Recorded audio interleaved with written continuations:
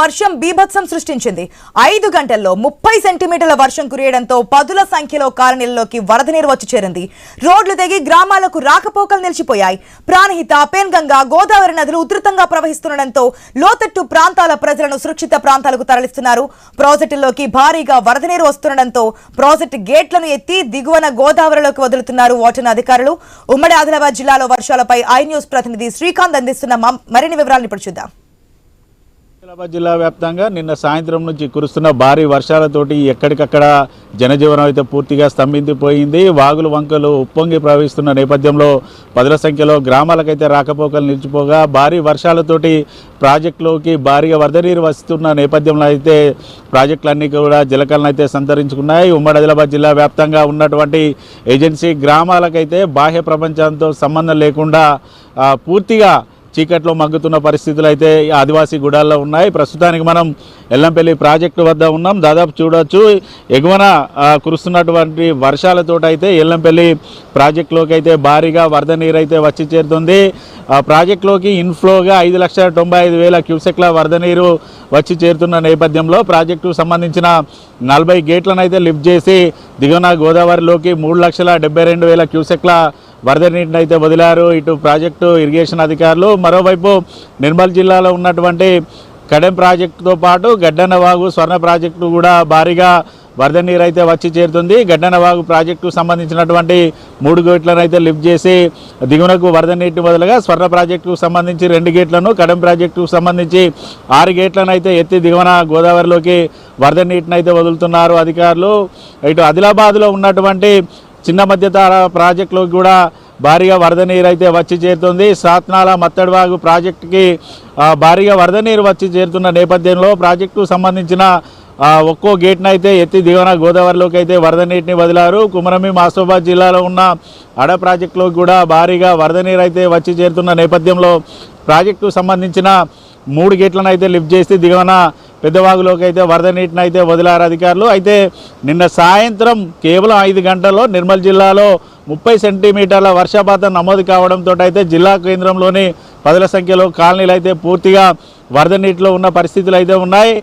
కొంతమేర వర్షం తెరిపి ఇవ్వడంతో అయితే కాలనీలోకి వచ్చినటువంటి వరద నీరు వెళ్ళిపోవడంతో అయితే కాలనీ వాసులు అయితే ఊపిరి పీల్చుకున్న సందర్భాలు అయితే ఉండగా జిల్లాలో ఉన్నటువంటి జేఎన్ఆర్ కాలనీ ఇప్పటికి కూడా పూర్తిగా జలదిగ్బంధంలో ఉంది.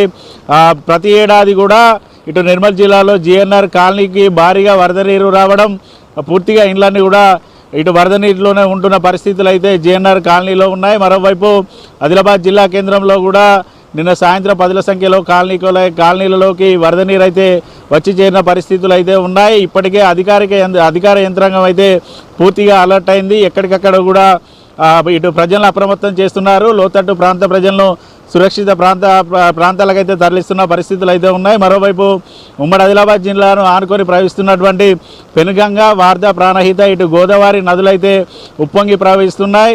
ఎల్లంపల్లి ప్రాజెక్టు గేట్లు ఎత్తడంతో అయితే ఇటు గోదావరి నదికైతే భారీగా వరద పోటెత్తిన సందర్భాలు అయితే ఉన్నాయి. మరోవైపు మహారాష్ట్రలో కురుస్తున్న భారీ వర్షాలకు తోడు ఉమ్మడి ఆదిలాబాద్ జిల్లాలో కురుస్తున్న వర్షాలతో అయితే ప్రాణహిత కూడా పూర్తిగా ఉప్పొంగి అయితే ప్రవహిస్తుంది. దీంతో చెన్నూరు నియోజకవర్గంతో పాటు సిరిపూర్ నియోజకవర్గ లోతట్టు ప్రాంత ప్రజలను అయితే ఇటు అధికారులు అయితే అప్రమత్తం అయితే చేశారు. బంగాళాఖాతంలో ఏర్పడ్డ అల్పపీడన ద్రోణి ప్రభావంతో కూడా మరో 2 రోజుల పాటు ఇటు భారీ వర్షాలు ఉమ్మడి ఆదిలాబాద్ జిల్లా వ్యాప్తంగా ఉంటాయంటూ వాతావరణ శాఖ హెచ్చరికలు అయితే జారీ చేసిన నేపథ్యంలో ప్రాణహిత గోదావరి తీరాన్ని ఆనుకొని ఉన్నటువంటి లోతట్టు ప్రాంతాల గ్రామాలను అయితే అలర్ట్ అయితే చేస్తున్నారు. వారందరినీ కూడా సురక్షిత ప్రాంతాలకైతే తరలిస్తున్న సందర్భాలు అయితే ఉన్నాయి. ఇటు వరదల్లో చిక్కుకున్న బాధితులను కూడా అధికారులు అయితే కాపాడుతున్న పరిస్థితులు అయితే ఉన్నాయి. ఇటు నిర్మల్ జిల్లాలో ఎన్డీఆర్ఎఫ్ బృందాలతో అయితే ఎప్పటికప్పుడు వరద ప్రభావిత ప్రాంతాల నుంచి ప్రజలను అయితే సురక్షిత ప్రాంతాలకైతే తరలిస్తున్నారు.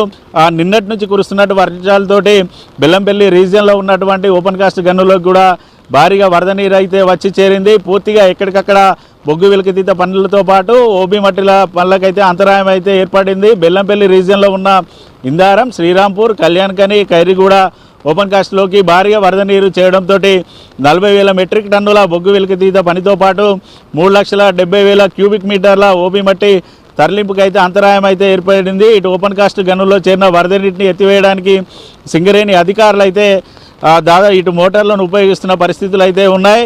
మరోవైపు ఉమ్మడి ఆదిలాబాద్ జిల్లా వ్యాప్తంగా అయితే ఉదయం నుంచి కూడా ఇటు మోస్తారు నుంచి భారీ వర్షాలు అయితే కురుస్తున్నాయి. ఇటు అధికార యంత్రాంగం అయితే పూర్తిగా అలర్ట్ అయితే అయ్యారు. ఇటు టోల్ ఫ్రీ నెంబర్లు ఏర్పాటు చేశారు. లోతట్టు ప్రాంతాల ప్రజల్ని సురక్షిత ప్రాంతాలకైతే తరలిస్తున్న పరిస్థితులు ఉమ్మడి ఆదిలాబాద్ జిల్లా వ్యాప్తంగా ఉన్నాయి. వీడియో జర్నలిస్ట్ రమేష్తో Srinivas, I news, Yellampalli project వద్ద నుండి. యాదాద్రి భువన